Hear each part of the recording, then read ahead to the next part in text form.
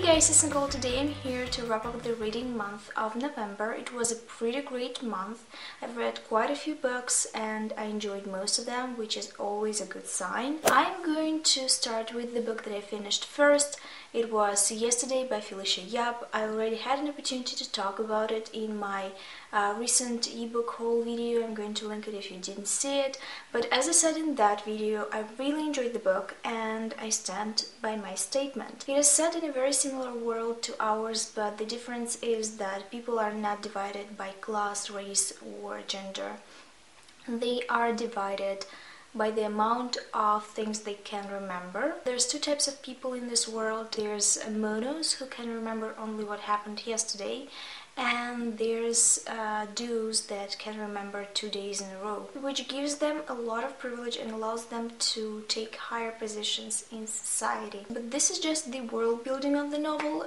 There's also a crime that happened and that has to be investigated in one day. A body of middle-aged woman was found in a privileged area in London, and her death resembles Virginia Woolf's death, which, as you might know, stuffed her pockets with rocks and drowned in a lake. The same thing happened to this woman, and the detective that investigates this case has a few doubts about it being a suicide. In this society, people must have diaries because otherwise they won't remember what happened a week ago, and of course a month ago and a year ago, and they have to have this memory somehow. So Apple came out with this product called iDiary, which allows people to write down their memories from the other day, and which reminds people every day in the morning to read those memories. These diaries are secure, they can be opened only by the owner, but when the investigation starts, of course the detective has the right to open the diary of the person who died.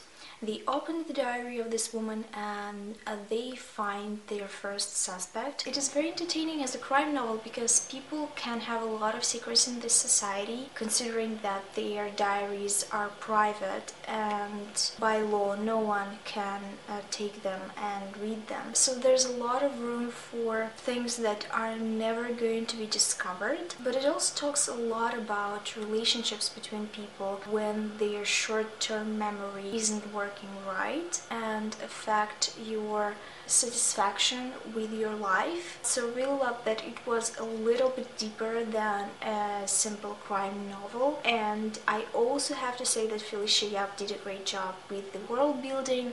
At first it wasn't explained much why people still have long-term memory when they don't have the short-term memory, and what's the difference between the two and how they're able to remember certain facts, but she explains it. She included articles from papers or from the internet. It was a very clever way to explain the world building without info dumping. I really enjoyed this novel. Then on a whim I picked up Doing It by Witton. I've been watching Witton for a very long time. She's very entertaining and very educational while being entertaining, which is a quality that not a lot of people possess. She dedicated her first book to something that she's very passionate about, which is sex ed. It didn't give me a lot of new information, obviously, but I think for people that are a little bit younger, it is going to be a great manual and a great guide. It covers all the basic things, and if you didn't have this type of education in your school or your family didn't provide you with information, this is a good way to start. She didn't spoke over anyone. She just asked the guests to write a few paragraphs about how they feel about certain topic, what they can bring to the table. And then I picked up a little novella by Cassandra Khaw. It was called Barely a Lady, and of course I was attracted to it because of the punny name. I'm in love with this title. I love the cover. Shout out to the artist who did it because it's beautiful. It is about a werebear woman, which means that she is able to turn into a bear once a month, like a werewolf, but Instead of turning into a wolf, she turns into a bear. She works in a fashion magazine as an intern, I believe, and she's stuck in a love square. There are such things as love triangles and there are such things as love squares. She's bisexual and one of the people in this love square is also a woman. It was pretty fun, entertaining. I love the writing style. It's very vibrant and very upbeat. I loved the idea of a werebear. She as a character was very funny and likable, and I was just glad to see a fat protagonist in a romantic comedy because we usually don't see it. The only two things that I want to mention that I didn't like was the weird coercive representation of fae folk. There's even a scene in this novel where this fairy man is assaulting the protagonist, and it is brushed off as something that is natural for them and that just happened. She's not even really mad about it, which is weird. And a few scenes after, she decides to set him up with her friend, which grated on my nerves a little bit because no woman will do that. So I was a little confused by this choice. I didn't really get it. I think the novella needs a little bit of polishing, and also that it was too short for the amount of things that happened. If I would have had 50 pages more, I would have been much more happier. Then I finally picked up Our Dark Duet by Schwab, which is the second book to the Savage Song. The series are called Monsters and Verity, if I'm not mistaken, and I've read the first book in October, so there's been not a lot of time between the two, and I actually really enjoyed the experience of reading two books almost in a row because I remember all the things that happened in the first one and was connected to the characters. I started reading the second book. The characters are in different places, and it was very entertaining to see how they settled in their new positions. I really enjoyed the first half. I loved Kate's storyline especially. I wasn't very excited about August's storyline. I loved him in the first book and loved his storyline a lot, but in this one his storyline resembles dystopian-esque tropes. It did remind me of the Hunger Games and a lot of books similar to Hunger Games, which I didn't really like. I wasn't into. I in general wasn't into the idea of a dystopian setting, even at the start of the first book.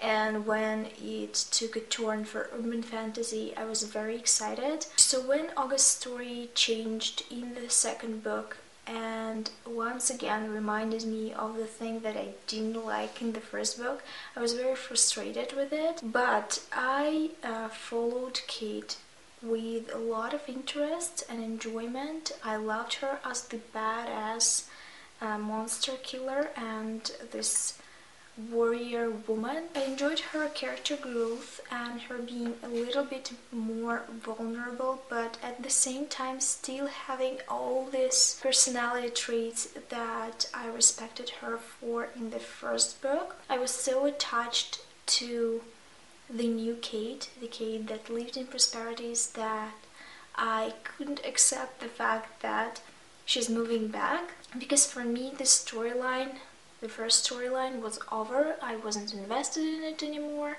and I wanted to know what's going to happen next in the other city. My enjoyment a little bit dwindled, and then it was very cliche dystopian from the middle till the end of the book, which I wasn't a big fan of, so I gave the book 3 stars. There was also a few choices that I didn't like. The romantic storyline shouldn't have happened, because when the first book was marketed, a lot of people were saying, Wow, finally, this is a young adult fantasy that doesn't have a romantic storyline. Hooray! In this one, for some reason, I think the publishers are at fault. There was a romantic storyline, and also the end, in my opinion, was a little cliche and a little cheesy, and I think Schwab could have thought something better.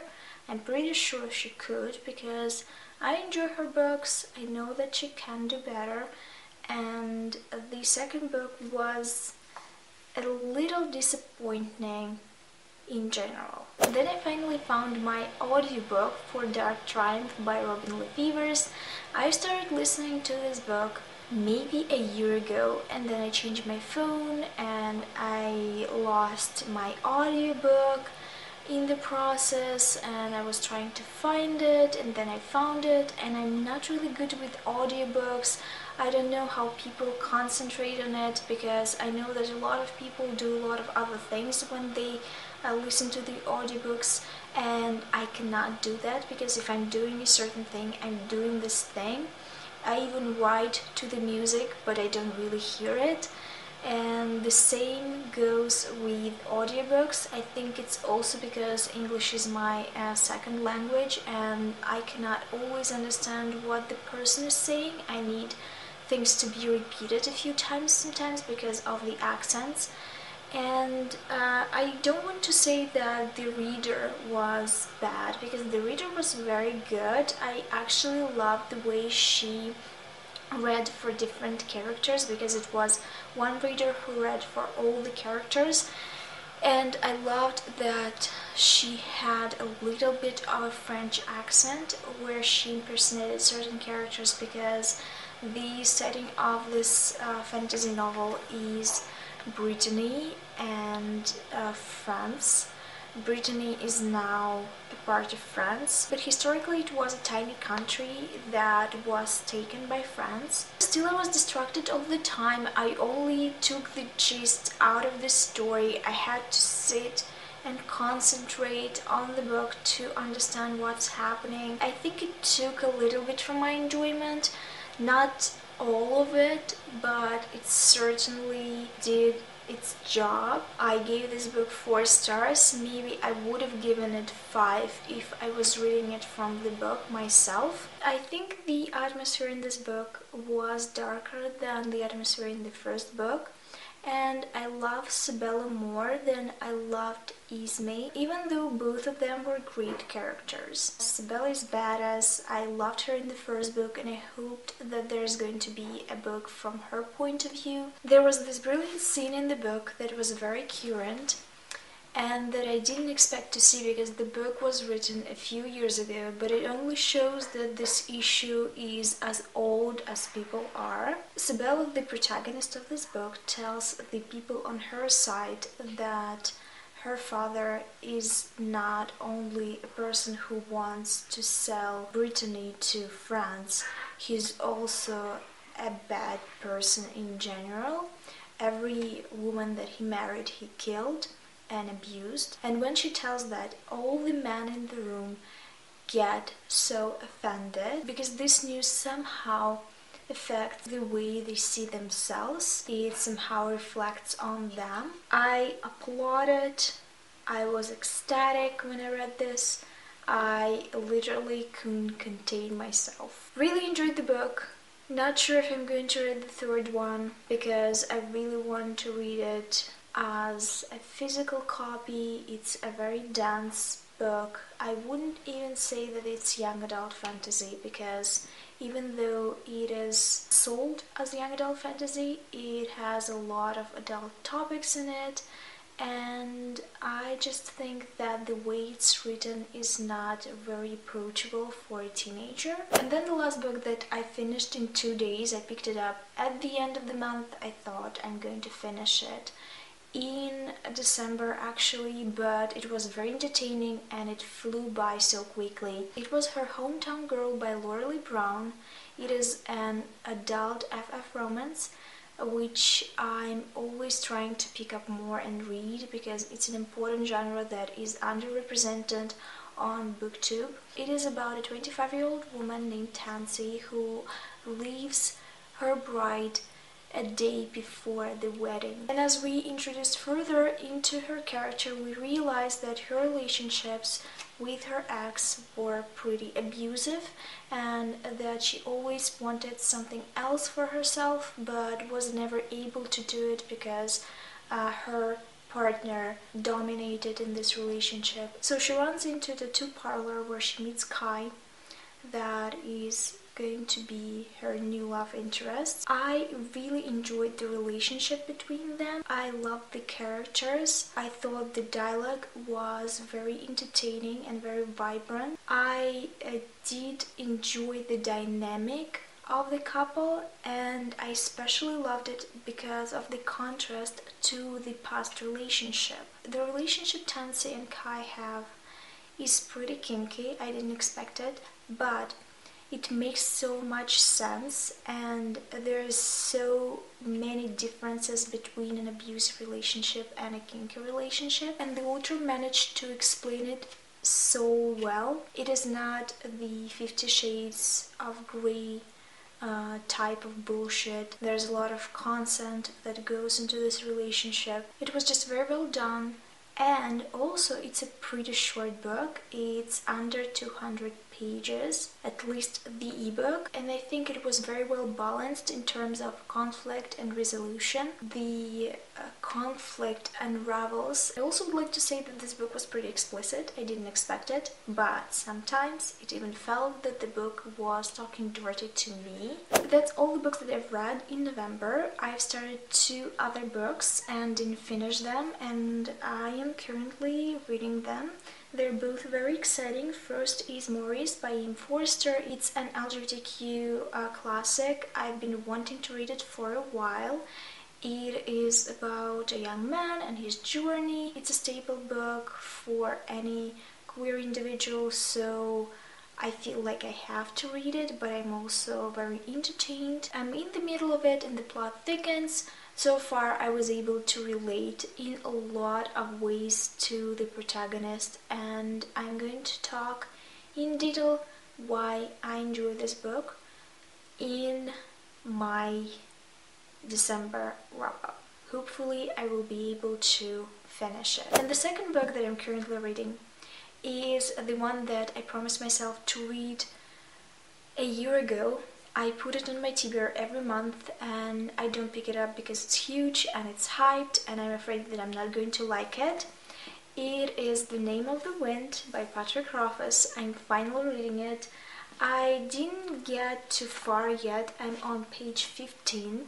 Not a lot of stuff happened yet and the world building is pretty dense. There's a lot to it, I can already tell, and I'm not attached to any characters yet. I'm not even able to determine who's who yet, so I'm a little bit fearful of not getting into it at all, but I'm hopeful. I've read thicker fantasy novels, I've read Game of Thrones and liked it, so encourage me in the comments down below and tell me how great this book is and why I have to pull through the first pages. In the comments down below, tell me which books you read in November, which ones you liked, which ones you disliked, and also feel free to tell me about the books that you're currently reading. Thank you for watching this video. I hope to see you soon in my next one. Bye!